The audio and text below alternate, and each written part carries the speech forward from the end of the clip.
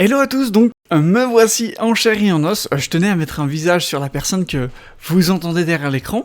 Donc aujourd'hui on va traiter de la vidéo d'IronQuest concernant les transgenres dans le sport de haut niveau. Mon but c'est vraiment de vous donner un maximum d'armes pour vous permettre de comprendre au mieux la problématique. Étant une femme transgenre, je fais mon possible pour rester la plus neutre possible. Je ne cherche pas à trier les sources sur lesquelles je tombe. Parfois, j'arrive à des conclusions qui ne m'arrangent pas, mais ce n'est pas pour ça que je vous les partagerai pas ici. La neutralité totale est évidemment impossible, mais je fais mon possible pour que ça soit le cas dans cette vidéo. Et dans tous les cas, il est très important que vous gardiez en tête que je mets à jour très régulièrement l'erratum qu'il y a disponible dans la description de la vidéo. Donc, petite parenthèse, il utilise beaucoup le terme transsexuel qui n'est plus très bienvenu dans la communauté transgenre aujourd'hui, ce qui a été traité par la Haute Autorité de Santé, où on peut lire dans leur rapport par exemple, puisqu'on considérait autrefois les transsexuels comme des psychotiques, ce qui n'est plus le cas depuis longtemps. Ou également, le but de cette étape n'est pas d'assimiler les trans à des malades mentaux. Et une troisième phrase dans ce qu'ils expliquent ce que n'est pas la transidentité,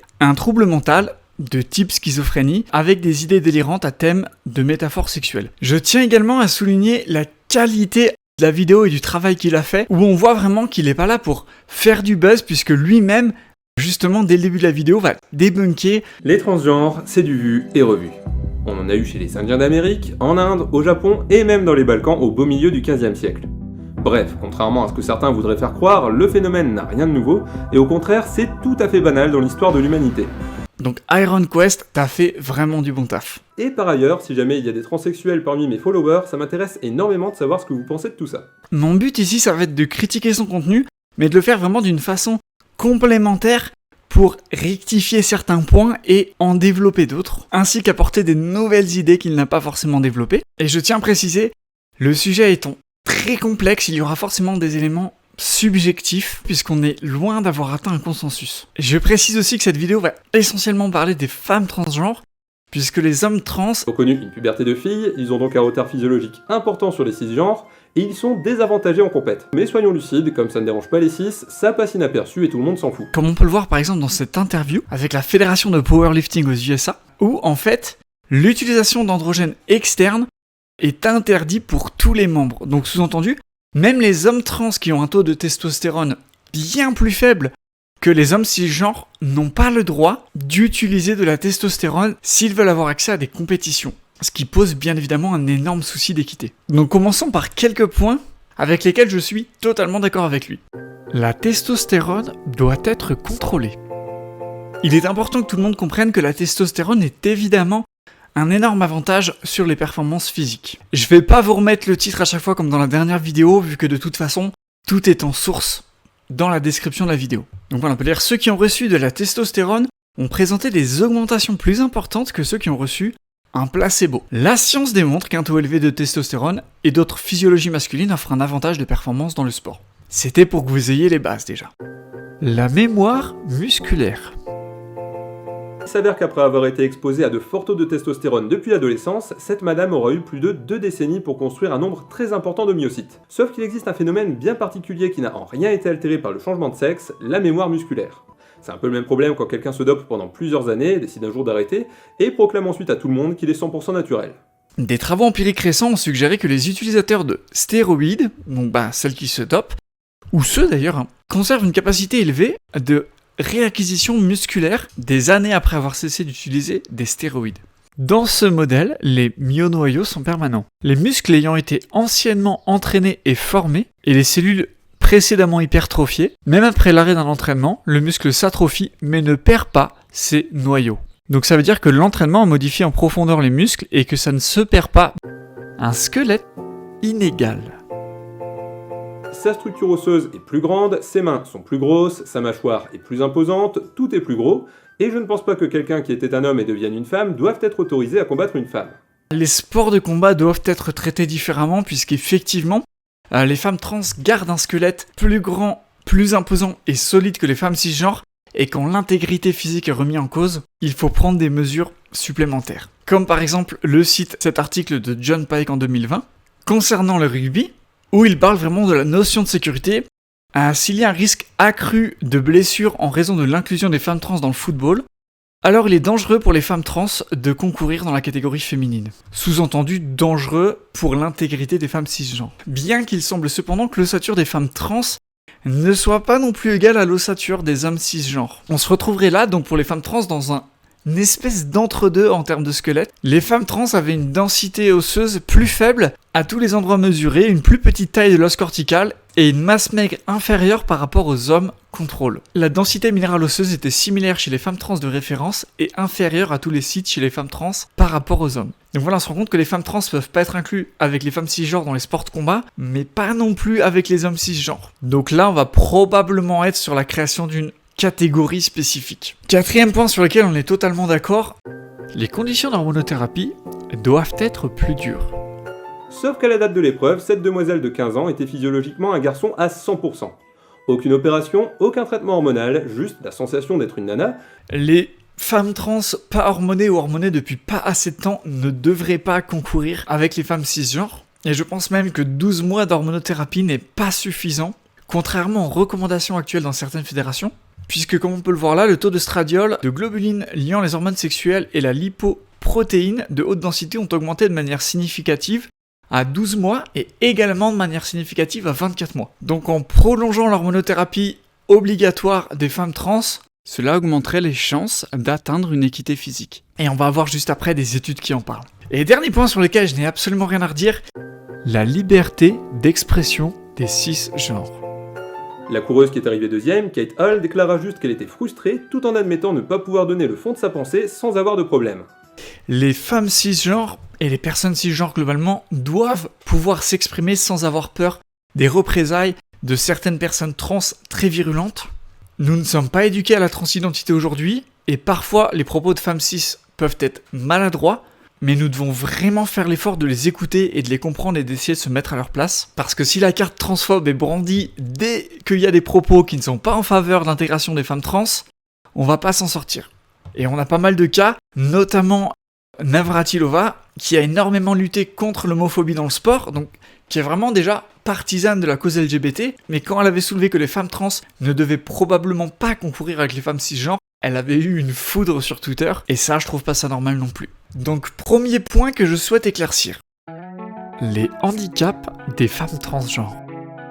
Il faut savoir que les femmes trans n'ont pas que des avantages physiologiques dans le sport. On a notamment la scientifique Joanna Harper qui est en train d'étudier le fait que la musculature des femmes trans diminuant avec l'hormonothérapie n'est plus adaptée au squelette qui lui reste un squelette d'homme cisgenre, ce qui serait donc un handicap dans le sport qui compenserait certains avantages. Le sujet est encore très peu étudié, mais est à l'étude actuellement, donc affaire à suivre. Et comme la plupart des personnes qui ont une médication quotidienne à vie, il y a également des effets néfastes à l'hormonothérapie qui créent également des handicaps physiques, notamment des risques accrus de dépression et d'ostéoporose.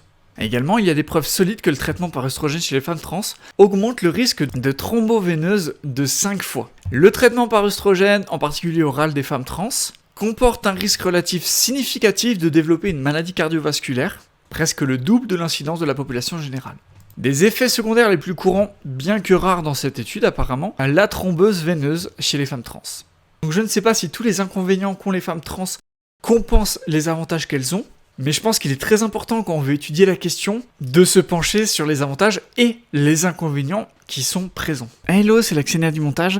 Je pense que j'ai fait une grosse erreur de raisonnement et que malheureusement, tout ce qui est problème de santé ne doit pas rentrer en considération quand on parle de sport de haut niveau, puisque de toute façon, pour toutes les activités où la condition physique a une importance, personne n'est à égal là-dessus. Je pense que pendant l'écriture, j'ai juste voulu profiter de l'opportunité pour sensibiliser peut-être sur cette réalité de la transidentité. Les femmes et la testostérone. 3 fois plus de testo après traitement, on y reviendra, et donc des muscles plus puissants. Il serait plus juste de dire que la tolérance des fédérations sportives est placée 3 fois plus haute que la moyenne des femmes cis. Parce que dans les faits, les femmes trans qui n'ont pas que des œstrogènes comme traitement hormonal, mais qui ont en plus un bloqueur de testostérone, arrivent très souvent à des taux de testo absolument similaires aux femmes cisgenres. Donc on voit par exemple cette étude qui nous raconte que l'œstradiol oral seul n'est pas toujours en mesure d'obtenir une suppression adéquate de la testostérone. Parce que quand on rajoute des bloqueurs, on a pas mal d'études qui peuvent nous donner ce genre de conclusion. Chez les femmes trans, l'hormonothérapie réduit rapidement la testostérone à un niveau observé chez les femmes cisgenres. La qualité de suppression la plus élevée pour atteindre de manière fiable des niveaux de testostérone chez les femmes cisgenres à tout moment. Là, on voit dans cette étude où en fait il y avait plusieurs quartiles. Il y en a qui n'ont pas réussi à obtenir un taux de testostérone assez faible, mais il y en a qui ont réussi. Les femmes qui sont opérées avec une réassignation génitale, donc SRS, ont signalé que le taux de testostérone et d'hémoglobine se situe dans la fourchette féminine. Encore une fois, et on voit même que dans certains cas, on est même en dessous de la moyenne féminine, puisque là, on a même, dans un des groupes de la conclusion, la testostérone totale moyenne sous traitement était de 0,9 unités. Alors, la limite fixée à 10 par le CIO, justement, me semble effectivement un peu trop haute, et une limite à 5 paraîtrait déjà plus cohérente, comme suggéré dans cette étude de 2018, voire pourquoi pas, comme le suggère Niron Genel, une limite à 3,1 nanomol qui est dans la fourchette supérieure des femmes cisgenres. Par contre, cela va poser une autre problématique, parce que là on rentre dans des limites que pas mal d'athlètes cisgenres dépassent. Notamment les femmes avec une hyperandrogénie, qui serait d'après cette étude de 7 pour 1000 dans la population, donc doit être plus haute en proportion dans la population sportive.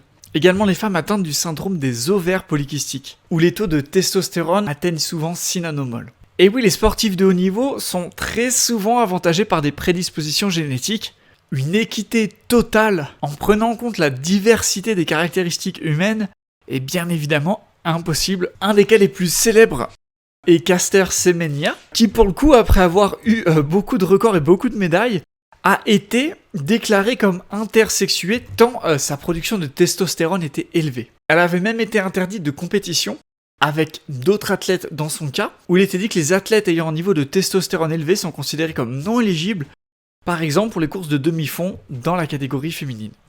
Donc comme on l'a vu, le problème ne concerne pas que les femmes trans, puisqu'elle concerne certaines athlètes cisgenres avec des anomalies, et également les personnes intersexes, qui représentent environ à peu près 1% de la population. Donc comme on a pu le voir, la régulation de certaines caractéristiques physiques dans le sport de haut niveau va bien au-delà de la simple question de la transidentité. Maintenant, il est possible aujourd'hui d'aborder le sujet sous un autre angle. L'étude des performances.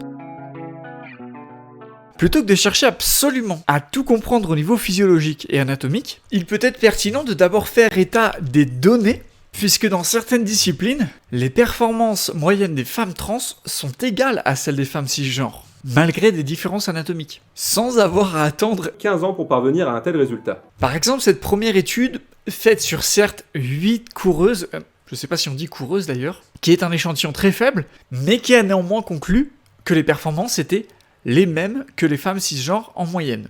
Donc il faut bien évidemment reproduire cette étude dans une plus grande ampleur, mais il y a des pistes. Alors, cette autre étude a comparé les données de 195 personnes trans de la Air Force américaine, qui a été comparée à 5 millions de militaires dans ce corps d'armée. Donc, l'étude conclut deux choses différentes. Par rapport à la course, il est marqué que les femmes trans, même après 1 an de suppression d'hormones, étaient toujours 9% plus rapides que les femmes cisgenres. Donc, ce chiffre m'ayant étonné, je suis allé me procurer les données à la personne qui a publié l'étude, qui m'a envoyé justement le tableau. J'ai donc refait les calculs, et en enlevant les femmes qui n'avaient pas de bloqueur de testostérone et en enlevant les données anormales, je suis arrivé à un chiffre de 7%. Ce qui est un peu moins que ce qu'annonce l'étude, même si personnellement j'aurais apprécié avoir un autre résultat, il y a effectivement une différence significative sur cette étude entre les femmes cisgenres et les femmes transgenres.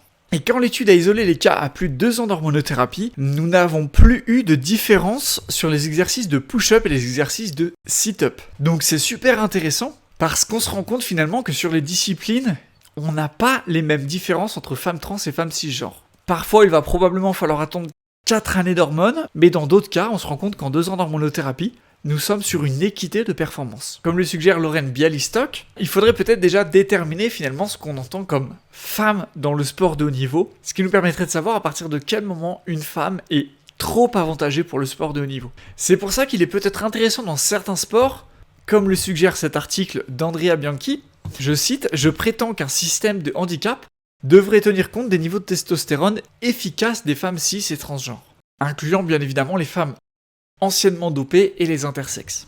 Ce qui pourrait rendre potentiellement la compétition même plus équitable qu'aujourd'hui au sein des femmes cisgenres. Sachant qu'il y a déjà des personnes qui travaillent sur ces possibilités, il est possible d'arriver à un système de classification plus juste que le système binaire actuel, et plus logiquement basé sur les différents traits physiques requis dans divers sports. Notamment ce qu'on avait vu avec le sport de combat par exemple, où la différence de squelette était beaucoup plus importante que dans des sports de course. Où là, effectivement...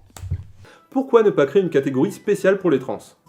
C'est peut-être pas parfait, puisque d'un côté les athlètes trans seraient séparés des cisgenres, mais d'un autre côté, si on cherche l'égalité et l'acceptation, il ne faut pas l'enlever aux autres. Mais dans les conclusions possibles, je ne suis pas non plus pour transformer la catégorie des hommes en une catégorie open. Puisque les hommes cisgenres seraient énormément avantagés par rapport aux femmes trans et aux femmes cis.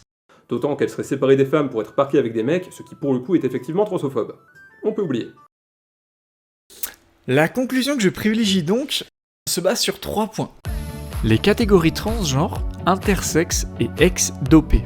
Il y a effectivement des sports sur lesquels nous serons probablement obligés de créer des catégories spécifiques pour les femmes trans, voire du coup aussi pour les hommes trans. La responsabilité des fédérations. Et pour ça, je pense qu'il faut que chaque fédération fasse ses propres études et aille creuser en profondeur dans toutes ces problématiques d'intersexes, d'anciennes dopées et de femmes trans. Études de performance de grande ampleur. La chose qui me paraît le plus juste aujourd'hui serait qu'il y ait des études statistiques de très grande ampleur qui soient déployées, nous permettant justement de cibler dans quel sport les statistiques moyennes des femmes trans sont déjà égales aux femmes cisgenres, et dans quel sport il y a une différence significative quoi qu'on fasse. Je pense que les femmes trans doivent potentiellement accepter d'être exclues de certaines compétitions, mais ne vous en faites pas, la discrimination, on a l'habitude, j'en parlerai dans une autre vidéo évidemment, mais comme le dit Ironquest dans cette vidéo, il est important que les femmes cisgenres n'en pâtissent pas à cause de la souffrance des femmes trans. Si on cherche l'égalité et l'acceptation, il ne faut pas l'enlever aux autres. Le monde des bisounours. Et il ne faut pas oublier que le sport, ce n'est pas que le sport de compétition, puisque je pense que ce soit pour de l'entraînement, voire certaines compétitions amateurs, la cohabitation est tout à fait possible, avec potentiellement des systèmes de handicap, mais le principal avant tout, c'est de pouvoir arriver à cohabiter dans un domaine qui est là à la base pour nous apporter plus de bien-être physique et mental. Je tenais à vous remercier pour l'accueil que j'ai eu sur ma première vidéo, j'espère que celle-ci vous a plu. Et je voulais vous dire qu'à partir de cette semaine, tous les dimanches à 9h30, je vais publier un petit vlog, ce qui me permettra de débattre un petit peu des vidéos, de ce qui s'est passé par rapport à ça.